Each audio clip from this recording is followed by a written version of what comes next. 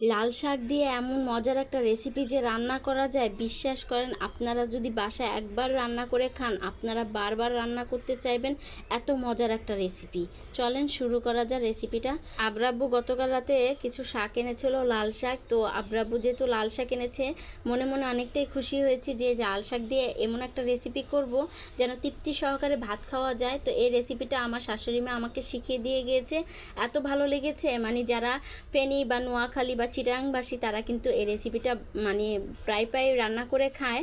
তো লাল শাকগুলো অনেকগুলো এনেছে, তো তো অনেক টাইম লেগেছে বাছতে। তো শাকগুলো এক এক করে খুব সুন্দর করে বেছে নিচ্ছি, অনেকটাই টাইম লেগেছে শাকগুলো বাছতে। তো এখানে ধুতেও চলে আসলাম। তো শাকগুলো ধোয়া পাকলা করে খুব সুন্দর করে কুচি কুচি করে নিব। বেশি একটা কুচি করব না, কারণ লাল শাক এত কুচি করলে আবার ভালো লাগে না। তো যাই হোক, এই তো আমি ধোয়া পাকলা শেষ করে আজকে আমার পছন্দের একটা মাটির হাঁড়িতে রান্না করব। এখানে পেঁয়াজ, রসুন আর কাঁচামরিচ একসাথে দিয়ে ভাজা ভাজা একটু করে নিয়েছি। তারপরে এই তো আমি এখানে মাসকলার ডালটা 1 ঘন্টা আমি ভিজিয়ে রেখেছিলাম, তারপরে হাফ সিদ্ধ করে নিয়েছি, মানে 50% সিদ্ধ করেছি।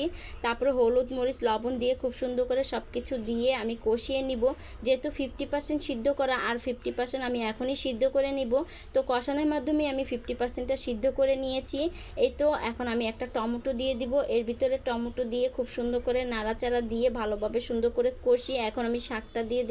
অনেক আপুরাই আমার কাছে জিজ্ঞেস করে এই ডালটার নাম কি। আমার শ্বশুরবাড়িতে এই ডালটা বেলির ডাল বলে, আর ঢাকার মানুষরা এটা মাসকলার ডাল বলে। তাই আজকে আমি যেহেতু রান্না করতেছি তাই আপনাদের সাথে মাসকলার ডালটাই শেয়ার করছি, মানে বলতে। কিন্তু আমার শ্বশুরবাড়িতে সবাই এটা চিনে বেলির ডাল। আব্রাব্বু তো অনেক পছন্দের একটা ডাল। এটা দিয়ে শাক বা আপনি সবজি রান্না করলে খেতে কিন্তু আসলে অনেকটাই মজা হয়।